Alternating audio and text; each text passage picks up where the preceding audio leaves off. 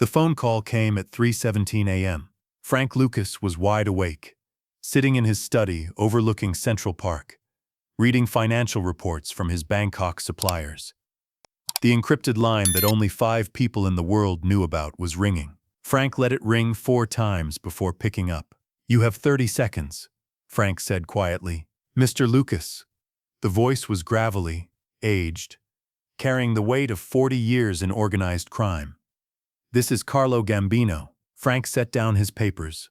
In the underworld, there were bosses, and then there was Carlo Gambino.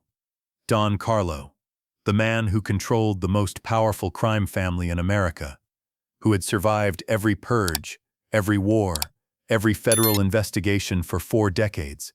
"Don Carlo," Frank said. "It's late. For you, perhaps. For me, business never sleeps." There was a pause. "We need to talk." "About what?" "About respect.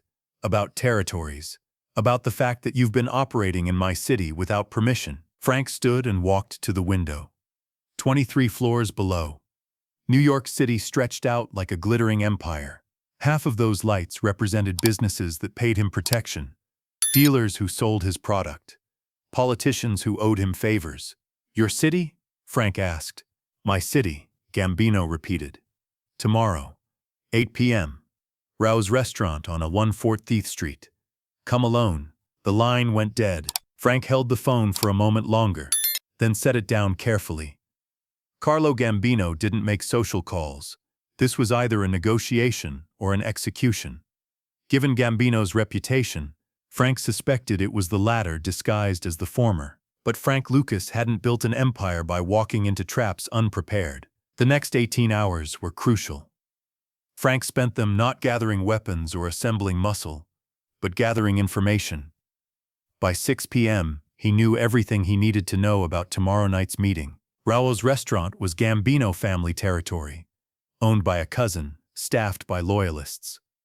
The back room where Frank would be summoned had no windows, one entrance, and thick walls that would muffle gunshots. Classic setup. But Frank had learned something interesting about Don Carlo's recent activities, something that would change the entire dynamic of their conversation. 8 p.m. November 14th, 1973. Frank arrived at Rao's exactly on time. He wore a charcoal gray suit, Italian leather shoes, and no weapon. He'd left his security detail 4 blocks away. The maitre d', a thin man with nervous eyes, led Frank through the crowded restaurant to a door marked private. Beyond it was a dimly lit room with wood-paneled walls, expensive paintings, and a single table where 5 men waited. Carlo Gambino sat at the head of the table. At 71, he looked like what he was, the most dangerous old man in America. His white hair was perfectly combed, his dark suit immaculate. His eyes, sharp and calculating, never left Frank's face. To Gambino's right sat his underboss, Anello della Croce. To his left, Consigliere Joe N. Gallo. 2 soldiers flanked the door behind Frank. The message was clear.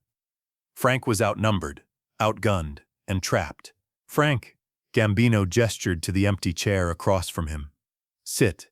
Frank remained standing. "I prefer to stand." "Sit," Gambino repeated, his voice carrying the authority of decades. "Please." Frank pulled out the chair and sat. The leather squeaked softly in the silence. "You know why you're here," Gambino said. "Enlighten me." Gambino leaned forward slightly. "For 30 years I've controlled organized crime in this city. Every family, every crew, every operation pays respect to me.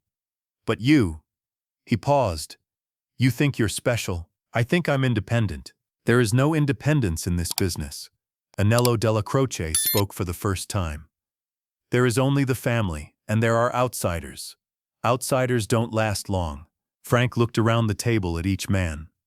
They were professionals, killers who'd survived decades of violence. They expected him to be intimidated. Instead, Frank smiled. "Gentlemen," Frank said, "before we discuss my future, perhaps we should discuss yours." The temperature in the room seemed to drop. Gambino's eyes narrowed. "What's that supposed to mean?" Joe Gallo asked. Frank reached into his jacket pocket. Every man in the room tensed, hands moving toward weapons. But Frank pulled out only a single photograph and placed it on the table. It showed Carlo Gambino shaking hands with a man in a federal building, Atlantic City, 3 weeks ago. Frank said calmly, "That's FBI Director Clarence Kelly you're greeting so warmly, Don Carlo." The silence was absolute. Gambino stared at the photograph, his face unreadable. "Interesting meeting," Frank continued. "Especially considering the FBI has been trying to build a RICO case against your family for 2 years. Where did you get this?" Gambino's voice was barely above a whisper. "The same place I got these," Frank said, producing more photographs. Carlo Gambino entering the federal building. Gambino in an office with 3 FBI agents. Gambino signing documents. Frank spread the photos across the table like a poker hand. "The question isn't where I got them," Frank said. "The question is what story they tell." Anello Della Croce leaned forward. "You think you can blackmail us?" "I think," Frank said quietly, "that your boss has been feeding information to the FBI in exchange for protection from prosecution. I think he's been a federal informant for months."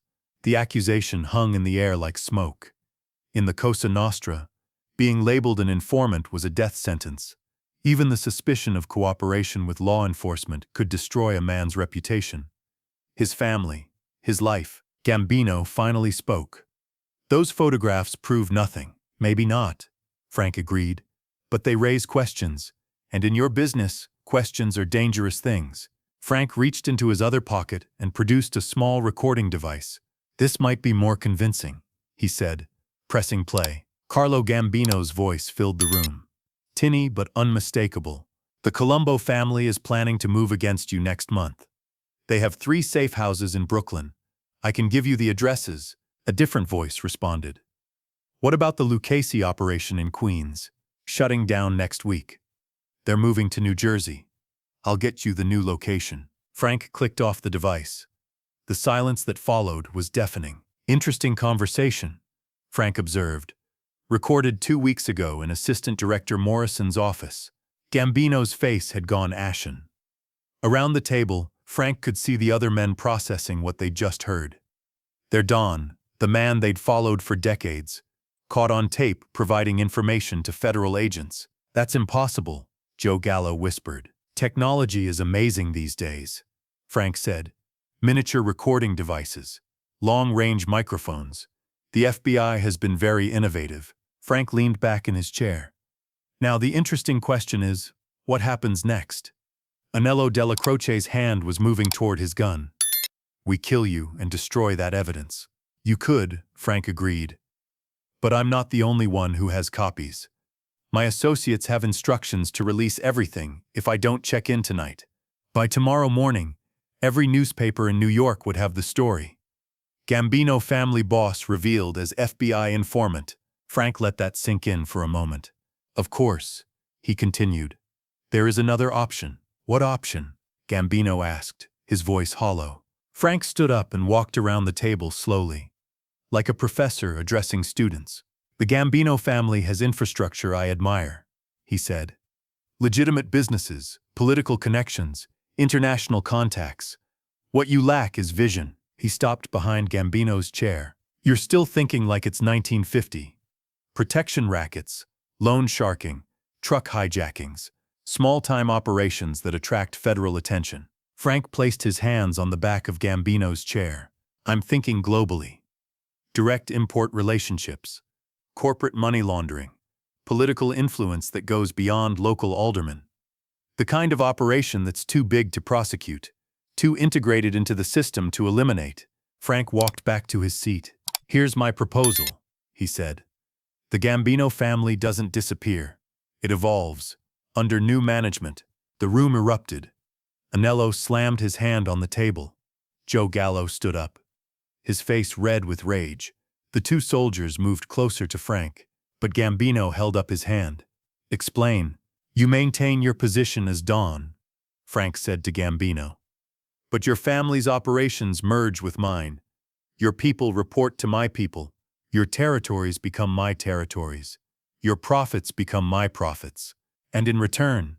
Gambino asked. "In return, those recordings disappear."